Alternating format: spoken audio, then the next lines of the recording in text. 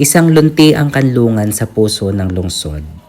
Ang Jerusalem ay kilala sa kanyang makasaysayang mga gusali, relihiyosong puok at tuyong klema. Subalit sa gitna ng mataong lungsod na ito, matatagpuan ang Jerusalem Botanical Gardens na nagsisilbing green lang o lunti ang baga ng lungsod.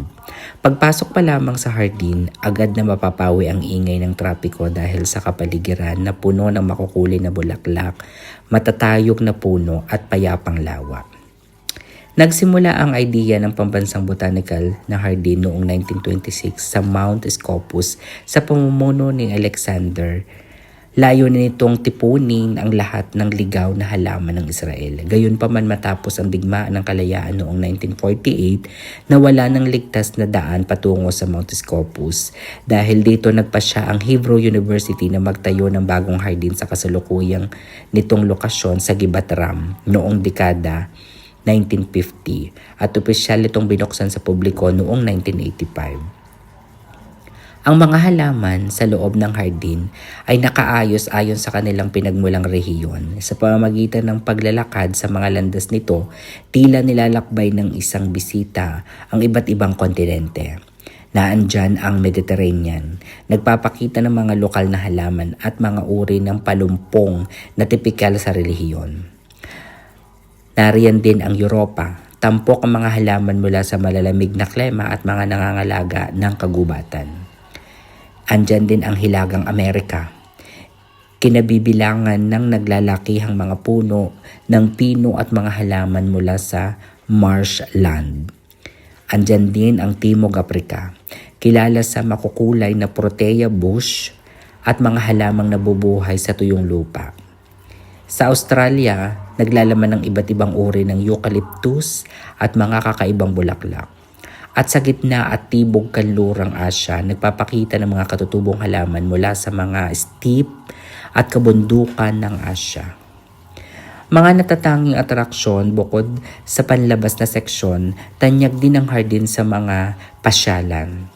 Tropical Conservatory, isang malaking greenhouse kung saan kontrolado ang klima upang mapanatili ang mga halaman mula sa rainforest tulad ng mga kakaibang orchid, kape at saging. Bonsai Collection. Ito ang naglalaman ng isa sa pinakamalaking koleksyon ng mga bonsai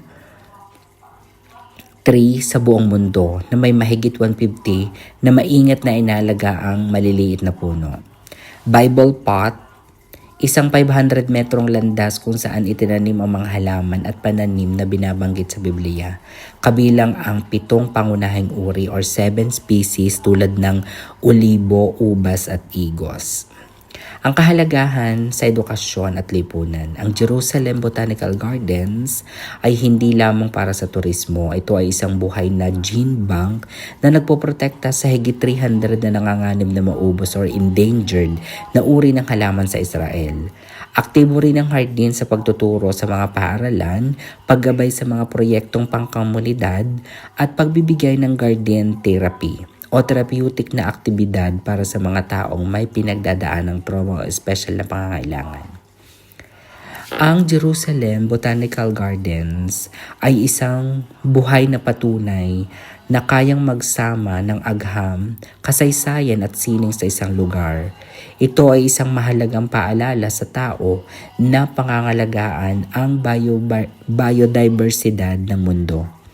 Para sa mga residente at turista, ito ay isang perpektong takbuhan upang makasumpong ng kapayapaan at mamamangha sa sining ng kalikasan. Ang Jerusalem Botanical Garden ay ang pinakamalaking botanical garden sa buong Israel at sa gitnang silangan. Matatagpuan ito sa gilid ng Nayot malapit sa Gibat Ram, campus ng University Hebrew of Jerusalem. Sakop nito ang 30 hektarya ng lupain at nagsisilbing tahanan sa mahigit 6,400 na iba't ibang uri ng halaman mula sa iba't ibang panig ng mundo. Bukod sa pagiging isang pasyalan, ito ay isang mahalagang sentro para sa siyentipikong pananaliksik, edukasyon at pangangalaga sa kalikasan. At yun lang everyone ang ating Jerusalem Botanical Garden dito sa Holy City. Thank you so much and mabuhay ng bonggang-bongga.